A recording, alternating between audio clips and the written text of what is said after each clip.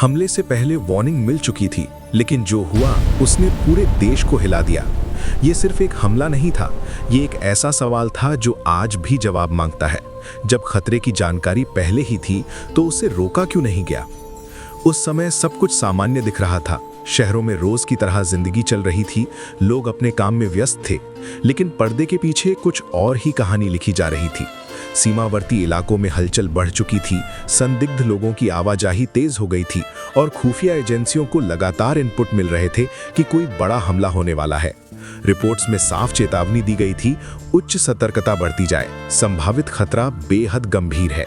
लेकिन इन चेतावनियों को उतनी प्राथमिकता नहीं मिली जितनी मिलनी चाहिए थी।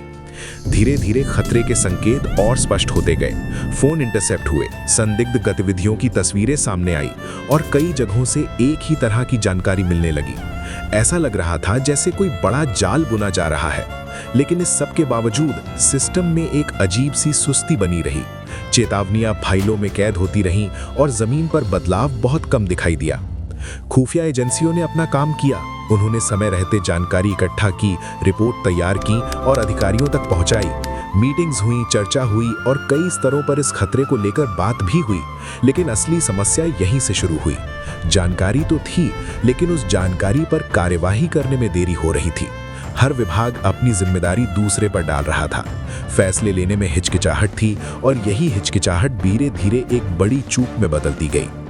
कुछ अधिकारियों ने खतरे को गंभीर माना, लेकिन उनकी चेतावनियों को उतना महत्व नहीं दिया गया। कुछ ने कहा कि यह सिर्फ एक सामान्य अलर्ट है, जबकि कुछ को लगा कि खतरा उतना बड़ा नहीं है। इसी भ्रम में समय निकलता गया और समय ही इस पूरी कहानी का सबसे बड़ा किरदार था, जो धीरे धीरे हाथ से फिसलता जा रहा था। फिर वो दिन आया जब सब कुछ बदल गया। एक अचानक हुआ हमला, तेज आवाजें, चारों तरफ अफरा तफरी। लोग समझ ही नहीं पाए कि क्या हो रहा है।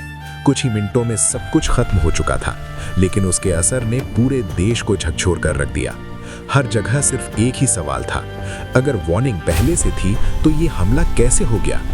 जांच शुरू हुई, फाइलें खोली गई, रिपोर्ट्स देखी गई और धीरे धीरे सच सामने आने लगा। पता चला कि चेतावनियां थीं, स्पष्ट थीं, लेकिन उन पर समय रहते कार्यवाही नहीं हुई। कहीं पर लापरवाही थी, कहीं पर संचार की कमी थी और कहीं पर फैसले लेने में देरी। हर छोटी गलती मिलकर एक बड़ी त्रासदी बन गई। लेकिन सबसे बड़ा सवाल अब भी वही था, जिम्मेदार कौन था? क्या ये सिर्फ सिस्टम की नाकामी थी या फिर किसी ने जानबूझकर इन चेतावनियों को नजरअंदाज किया? इन सवालों के जवाब आज भी पूरी तरह साफ नहीं है। कुछ रिपोर्ट सामने आईं, कुछ बातें स्वीकार की गईं, लेकिन पूरी सच्चाई आज भी कहीं अधूरी है। इस घटना के बाद पूरे देश में गुस्सा था। लोग सड़कों पर उतर आए, जवाब मांगने लगे।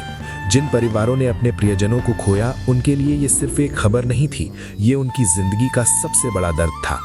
हर कोई यही सोच रहा था कि अगर उस समय सही कदम उठाया जाता तो शायद ये सब नहीं होता। सरकार ने कदम उठाए, सुरक्षा बढ़ाई गई, नई नीतियां बनाई गई, लेकिन जो हो चुका था उसे बदला नहीं जा सकता था। इस घटना ने सिर्फ जाने नहीं ली, इसने लोगों के भरोसे को भी तोड़ दिया। आज इतने सालों बाद भी जब इस घटना को याद किया जाता है तो वही सवाल फिर सामने आ जाता है, क्या ये रोका जा सकता था? शायद हाँ, शायद नहीं। लेकिन एक बात तय है, अगर उस वार्निंग को समय रहते गंभीरता से लिया जाता तो कहानी कुछ और होती। और यही इस पूरी कहानी का सबसे डरावना सच है कि कभी कभी खतरा सामने होता है, लेकिन हम उसे देख नहीं पाते या शायद देखकर भी नजरअंदाज कर देते हैं।